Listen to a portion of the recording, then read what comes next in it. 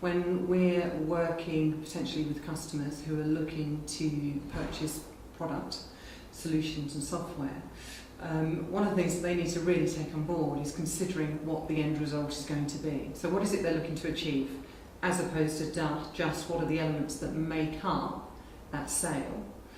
What actually is going to be the measurements they need to put in place. So if you look at something like return on investment, for instance, what is that? What does it look like for them? Is it about increased productivity? Is it about user adoption and engagement? Is it about ensuring that all the kit that they purchase hangs together properly and works effectively? Are they looking to improve communication and productivity across the business?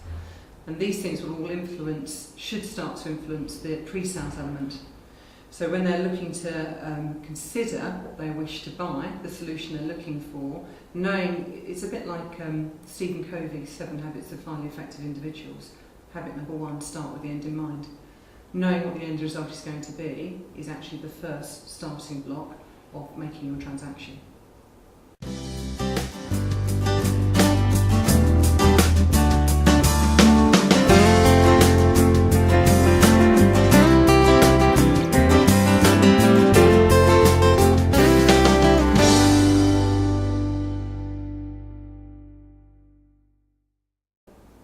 The key element around the feature list, if you consider, if you went into a restaurant and looked at their menu, it's extensive.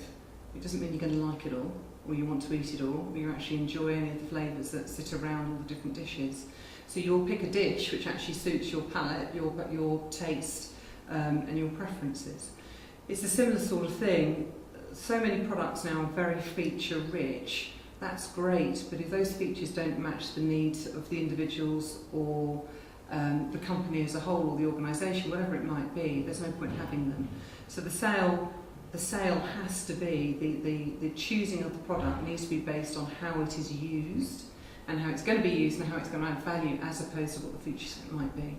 And I think it can be quite easy to look at this extensive list and go, fabulous, it does this, it does that, it does all these other amazing things. Are they going to get used? Are they in fact the right things for you, for the people within your business and for your business alone? And actually how they're going to add value. So again, starting with understanding what you're looking to achieve as your outcome and come back and match potentially the feature set against that is great. But for me, very much, it shouldn't be a feature-led sale. It's about engagement, and value. So I talked a little bit about return on investment. For me, the other term to consider is value on investment. And the value on investment is measured by many other things than just the financial benefit of what we're doing.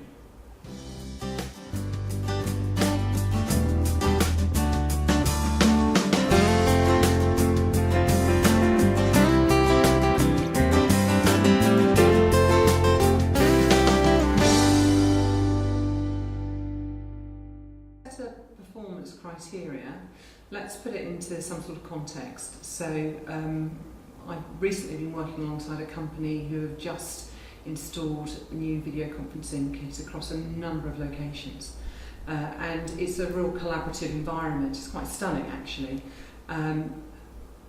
Two things happened in that situation. The first one was everyone was blown away by the technology.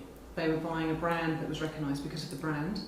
And yes, it's a good product, it was recognised because of the brand, so there was almost like a ripple effect all the way across the business with people going, oh, it's this, it's that. They knew the brand, which was great. Everyone also, with that, identified that it was going to be expensive.